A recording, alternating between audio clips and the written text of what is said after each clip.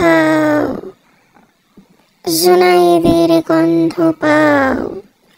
এই জুনায়েদ, জুনায়েদ, কেমন আছো তুমি জুনায়েদ? দেখেছো কে এসেছে তোমাকে আজকে নিতে জুনায়েদ? লালটু ভূত এসে গেছে জুনায়েদ। আজকে তোমাকে ধরে নিয়ে যাবে লালটু ভূতের রাজ্যে জুনায়েদ। কারণ তোমার বাবা মা আমাকে বলেছে জুনায়েদ, তুমি নাকি তাদের কথা শোনো না জুনায়েদ। ঠিক মতো খাও না, ঘুমাও না জুনায়েদ। কথাটা কি সত্যি নাকি জুনায়েদ? কথাটা যদি সত্যি হয়ে থাকে তাহলে আমার হাত থেকে কেউ তোমাকে রক্ষা করতে পারবে না জুনায়েদ।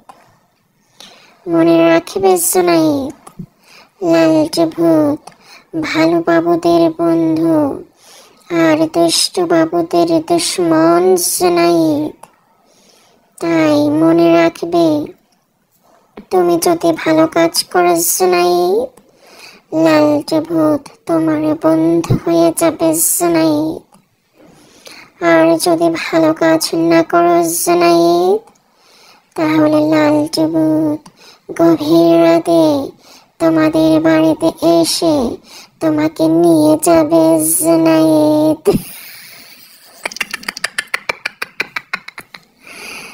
তুমি কি জানো জুনায়েদ, লালটু ভূত তোমাকে কোথায় নিয়ে যাবে জুনায়েদ? লালটু ভূত তোমাকে লালটু ভূতের আস্তানায় নিয়ে যাবে জুনায়েদ। সেইখানে গিয়ে তুমি তো অবাক হয়ে যাবে জুনায়েদ।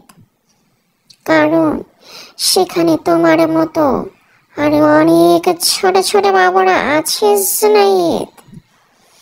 তারা কেউ তাদের বাবা মার কথা শুনতো না জুনায়েদ।